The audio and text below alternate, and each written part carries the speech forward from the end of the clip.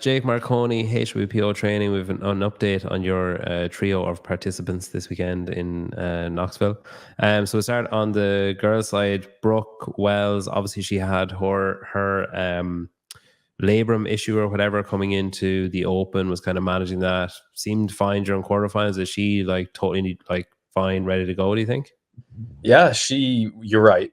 First of all, thanks for having me. But problem. you're right. Brooke was dealing with her labrum issue, which she talked about on her YouTube channel. She talked about how it happened, which was falling on some ice. So that was an unfortunate way to have that happen. It wasn't even training or like in a competition. She wasn't going for it. She just got out of the car and slipped on some ice in Tennessee. So that was a bummer, but we managed it and we were able to get her into a place where she was able to do muscle ups in quarterfinals. And since quarterfinals, she has been in a place where she has been able to train every week, multiple sessions of muscle ups and other pulling movements that were bothering her labrum. And they haven't given her any issue leading into the event. So fingers crossed that that's going to continue all the way through the next 3 days. Obviously, there's like an element of pressure when you're an athlete of her caliber that's aiming to go back to the games. There's an element of pressure that comes with that, and then plus the fact that she's joined you guys. Does that like do you guys feel pressure coming in with that kind of stuff, or are you just excited to have an athlete of her caliber around? Yeah, it's less of a pressure and more responsibility, right? And like when I'm writing her program or dealing with her one-on-one and talking through events or creating strategies for the events or even talking through maybe a plan to get better at a certain movement, there's just a level of responsibility that I try to bring to that and take ownership of the fact that we can really create some changes with her and we can have a good weekend here at the event itself.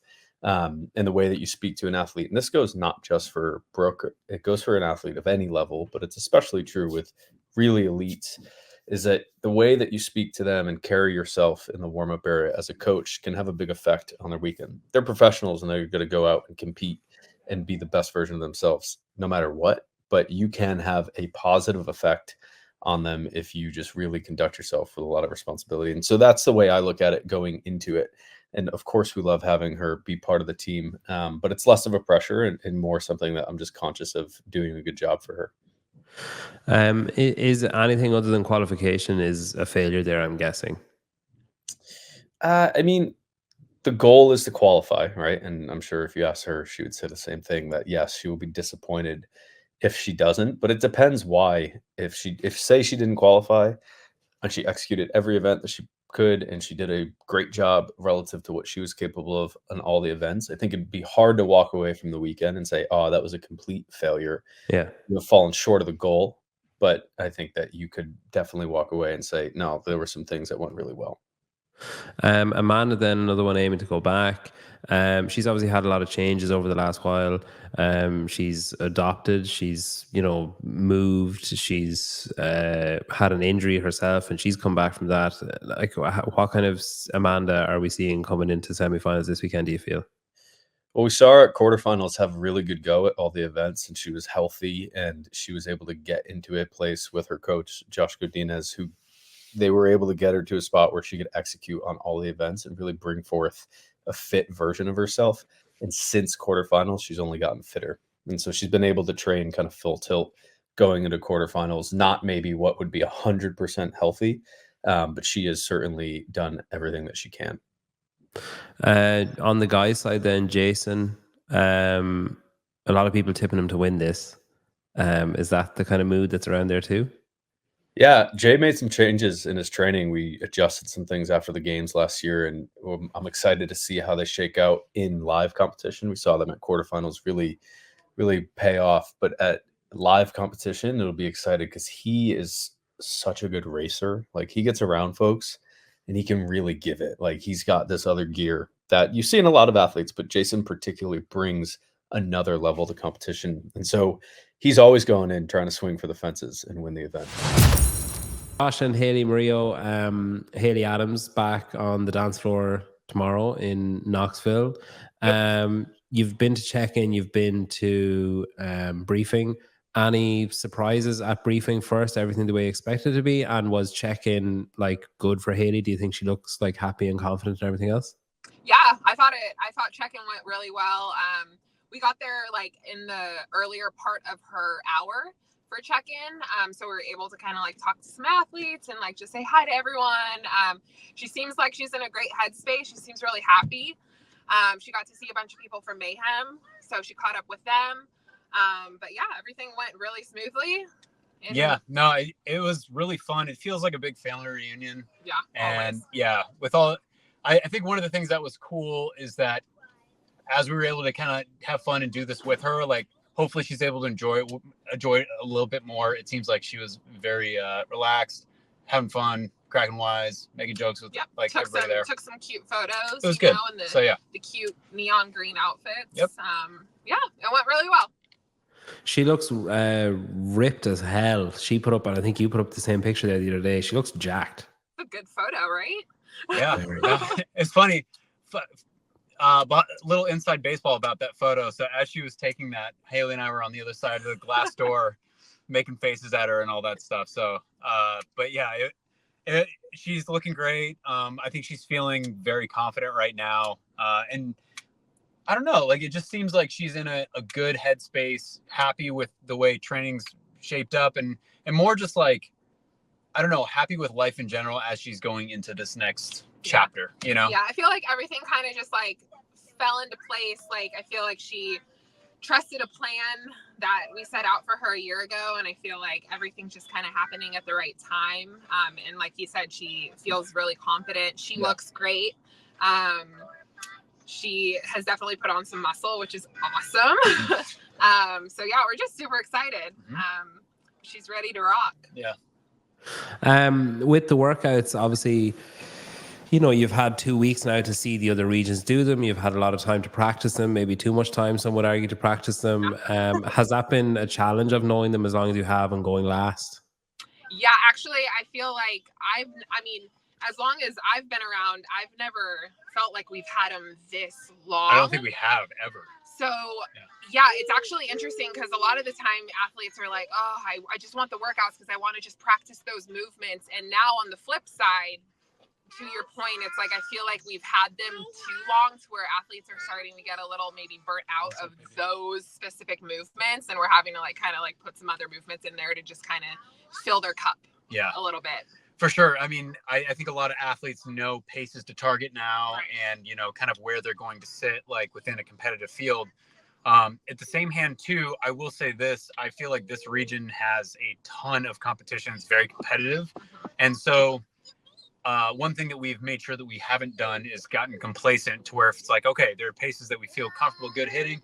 Okay, cool. That would probably place here, here, here. Awesome. And it's like, let's not take anything for granted. There's, I would argue like 16, 17 girls that are good enough to qualify for the CrossFit Games or have done it before and are going to put up a fight. Nobody's just going to lay down and hand you their spot. So, you know, obviously like she's in a good headspace to make sure we're having fun and enjoying the experience, which is what we want. At the same time too, I think the sword is sharp and we're ready to enter kind of attack mode. So thank you. With the type of workouts that there are, obviously, like, you know, the type of athlete that she is, and I guess us having not been around her the last 12 months or whatever, know the type of athlete that she was. When you saw these workouts coming out, were you like, okay, we've got some work to do, or were you like, yeah, no, this is perfect for what we've been doing? For us, I'm like, I love that they're just traditional CrossFit workouts, right? So it's like, I feel like all the stuff that we've been presented here, nothing's coming at a surprise. I love that it's just like, there's no gimmicky, weird movements that we had to like kind of drop everything and learn right away. Just focus on that.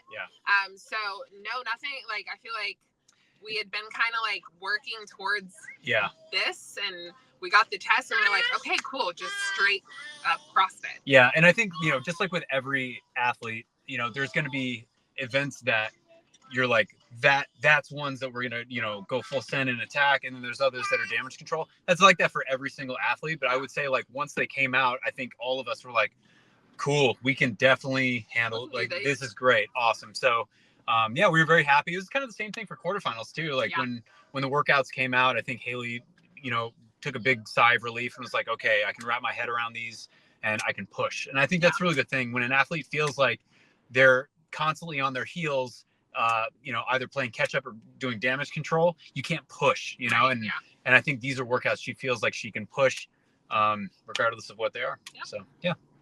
So have fun, be nice and relaxed, but games are bust. That's the motto for the weekend. Exactly. For sure. Yeah, dude. We're going to have a lot of fun. It's going to be great. And the time has come. Matt Torres, a brute update. We'll start on the guys' side. So Dallin, he's in the midst of his glow up for the last 12 or 16 months or so. How's he feeling heading into the weekend? Is he confident and firing on all cylinders? Yeah, it's been an all-year thing with him as far as building up the confidence. And when I say building up confidence, it means knowing that he can be inside that top 3 conversation, not just over here at quarterfinals, but even at the CrossFit Games. So he's really excited just to be able to put see the progress that he's put in over the last year of training. I guess especially after seeing James last weekend, I guess he probably wants a taste too. Yeah, man, he was so happy for James, and with Dallin, he finds a way to make anything competitive, and so he was both really happy, but also he was ready to get out there. The moment he saw James doing well, he's like, I want to go do it now. If you had to pick a workout for him for first place, maybe what would you be looking at? Over here, I think he has a chance of a few of them. Execution goes as it should. I think he did do really well on the rope climb one. I think he did do really well on the snatch. He did do really well on the last workout as well. But the workouts that we know he'll do really well on, those are just like comfort things for us. The workouts that we want to see improvement on is going to be workout number 1, specifically how he's going to be sticking up with some of the guys that we know are already good runners, that a lot of people have already put as a earmark them to run away with the events. So I really want to see him in the comparison with these top-notch runners that are always pretty well. So event 1 is the one that we're really looking forward to see the progress. Sponsor Pancheck, then a new recruit to Coach Alan Brute. How are things going there? And what's the barometer for success for him? Making it back, or is it all about execution really? Mm-hmm. We have a lot of faith that if we get Spencer's best execution, that he will make it back. And that's Coach L just started working with Spencer not too long ago. And so for us, it's to make sure that he's executing on all cylinders. He's not second guessing himself.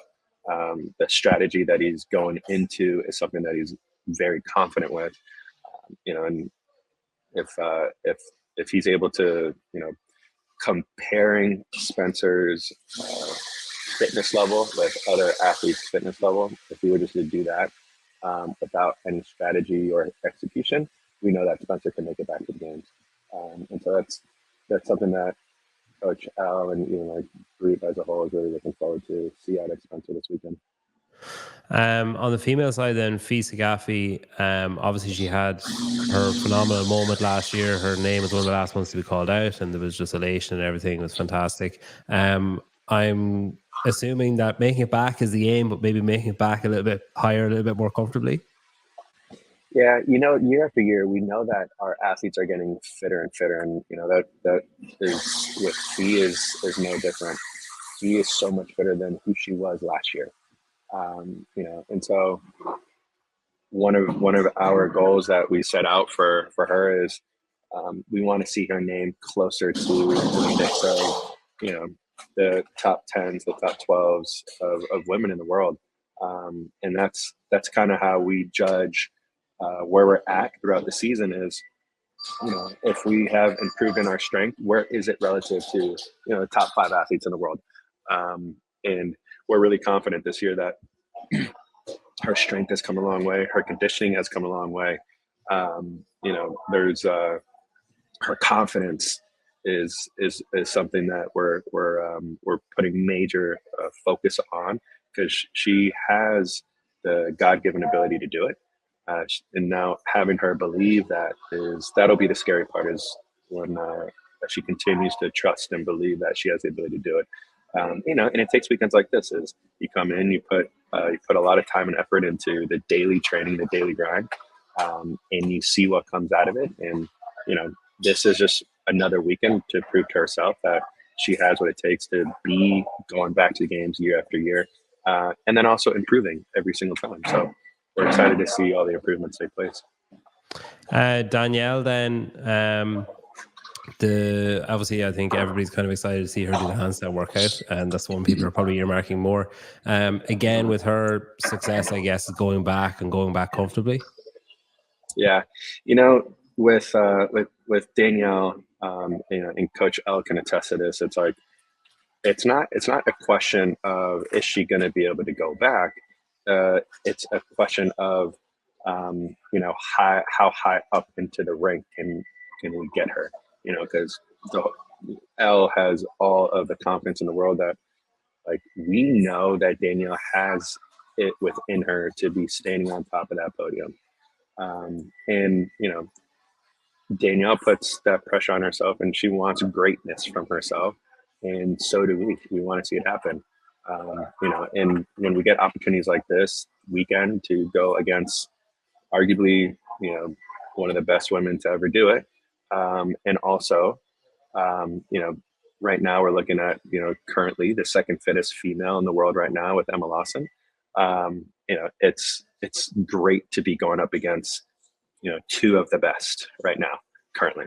And it gives us a really good idea to see where they're at, and I'm sure Coach L would, he's excited to see this weekend. And she's been putting in so much work, so much good work, and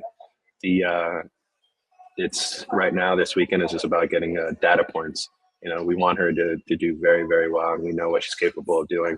And then after this weekend, then the fun starts. So it's like, we all these athletes, not just our athletes, but all these athletes, they're using this weekend to gain confidence, to gain momentum, and to learn.